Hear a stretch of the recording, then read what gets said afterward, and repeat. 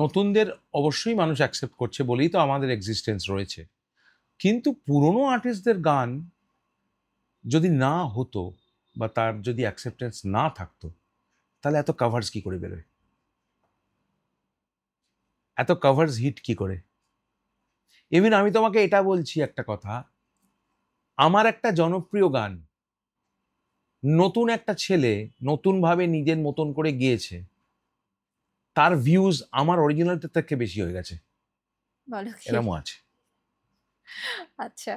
হয়তো তার টেক্সচারটা হয়তো বেশি মানুষের কাছে অ্যাকসেপ্টেড হয়েছে। তো অবশ্যই নতুন গান অ্যাকসেপ্টেড হচ্ছে, কিন্তু পুরোনো গান এবং পুরোনো গানের শুধু কথা সুর বলবো না, পুরোনো গানের যে নতুন সাউন্ডস্কেপ, নতুন মোড়ক, সেটা ভীষণভাবে অ্যাকসেপ্টেড হচ্ছে।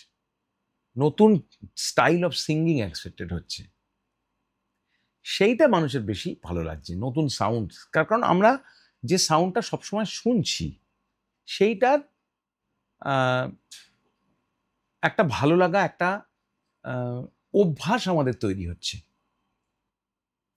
মানে এখন একটা দারুণ কোয়ালিটির গান, রবীন্দ্রনাথের গান বলো বা আধুনিক গান বলো, যেভাবে হেমন্তবাবু মান্নাবাবু গাইতেন, শুধু হারমোনিয়াম তবলা নিয়ে রেকর্ড করলে দারুণ সুর, দারুণ কথা, তোমার কি মনে হয় সেটা খুব জনপ্রিয় হবে? আমার ডাউট আছে। তার কারণ আমার শ্রোতারা, তারা এখন হাই কোয়ালিটির ইনস্ট্রুমেন্টেশন, তার সাউন্ড রেকর্ডিং এর যে মজাটা পেয়ে গেছে।